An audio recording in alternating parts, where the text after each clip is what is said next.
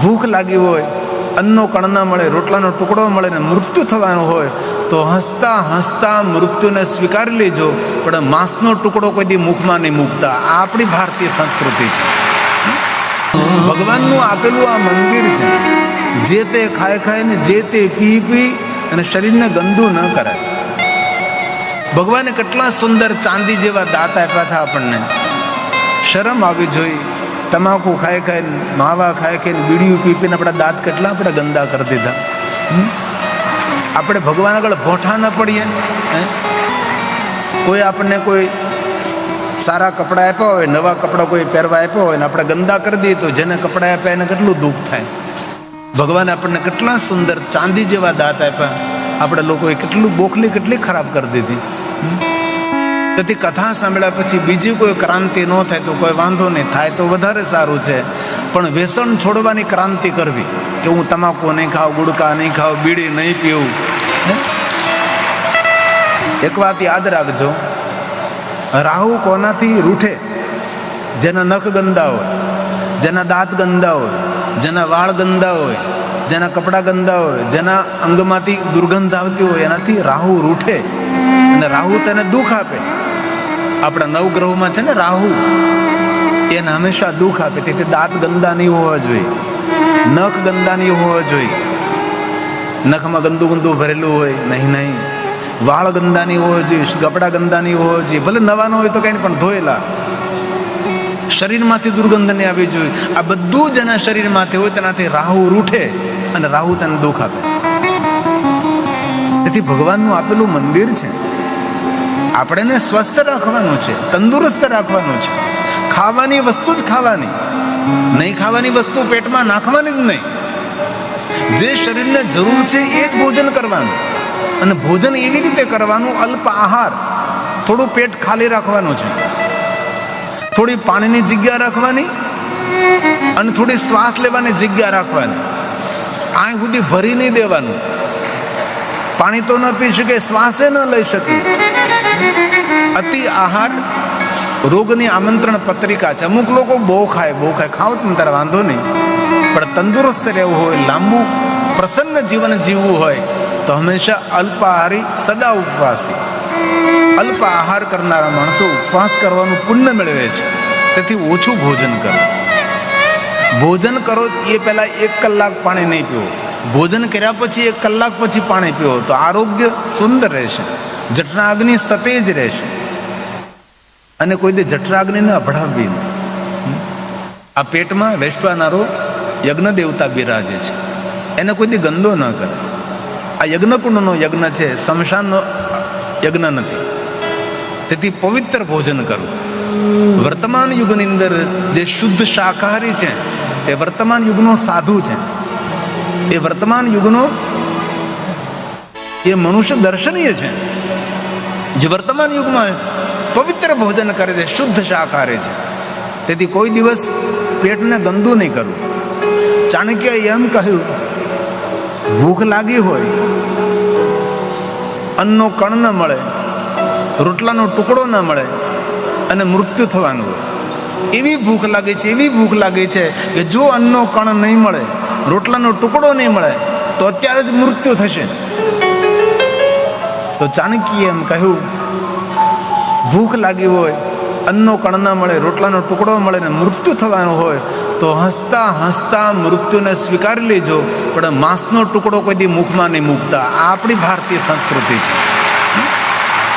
પેટનું કોઈ દી ગંદુ નહીં કરવાનું, શુદ્ધ શાકાહારી પવિત્ર ભોજન કરવાનું. તો આપણો પહેલો ધર્મ છે, ભગવાનનું આપેલું મંદિર છે તેની ખૂબ રક્ષા કરવી, તેને સાચવવું. તેથી આદિ જગદગુરુ શંકરાચાર્ય મહારાજ ગિરિજામતી સહચરા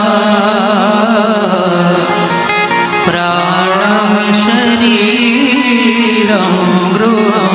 ભગવાનને રહેવાનું મંદિર છે.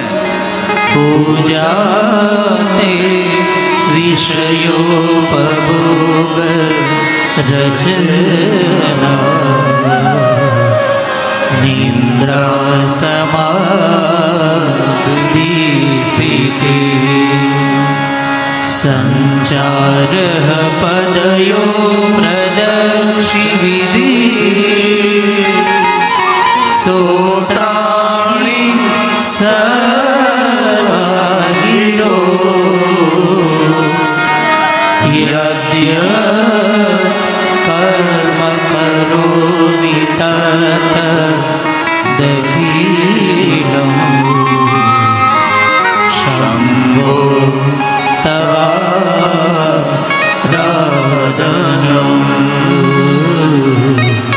શંભો તવારાધનં.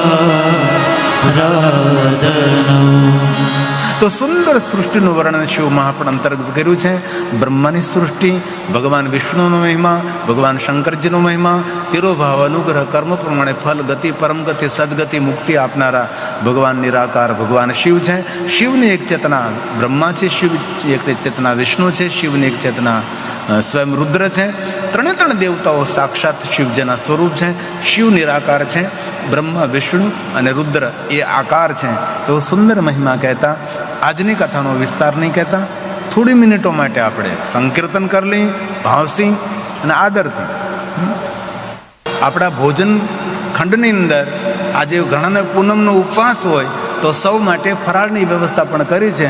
તો કોઈ પૂનમ રહેતા હોય તો ફરાળની વ્યવસ્થા મંડપમાં છે, તમે ગોતી લેજો, કારણ કે આ મંડપમાં ગોતવું અઘરું પડે એમ છે, આટલો તો મોટો મંડપ છે. કેટલા કાઉન્ટર ભોજનના, કેટલા કાઉન્ટર, હું તમને કહું 100 થી વધારે તો ભોજનના કાઉન્ટર છે. ધન્ય છે આ રસોડાને અને ધન્ય છે આ રસોડાની વ્યવસ્થા કરનારાને.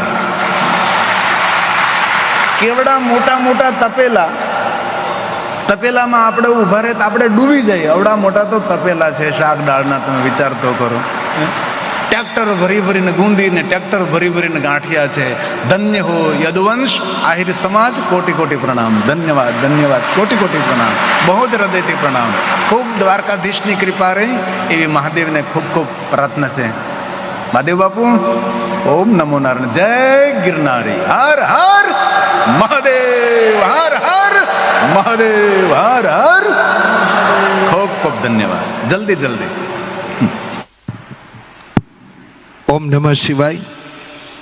અખિલ ભારતીય યદુવંશી આહિર સમાજ આયોજિત શિવકથા પિંડારા પંચમ દિવસે આપણી વચ્ચે ઉપસ્થિત છે એવા સંતો રાજદ્વારેથી અને આહિર સમાજના અગ્રણીઓનું અભિવાદનની વેળાએ હું વિનંતી કરીશ સર્વપ્રથમ પૂજ્ય માતાજીને જેઓ મંચ પર પધારીને સન્માન સ્વીકારે.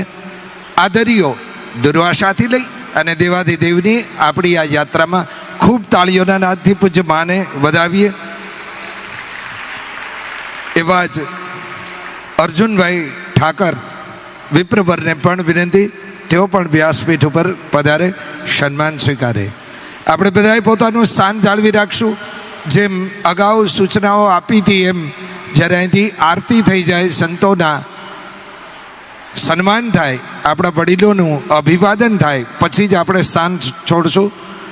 પૂજ્ય બાપુને પણ વિનંતી, બિલેશ્વર ધૂણાથી પધાર્યા છે. મુનિ બાપુ અને અજયનાથ બાપુ, ગુરુ ગંગાનાથ બાપુ. સંતોના અભિવાદન વિપ્રવરોની વંદનામાં ભરતભાઈ શુકલ જામ ખંભાળિયા, તેઓ પણ સંમિલિત થાય.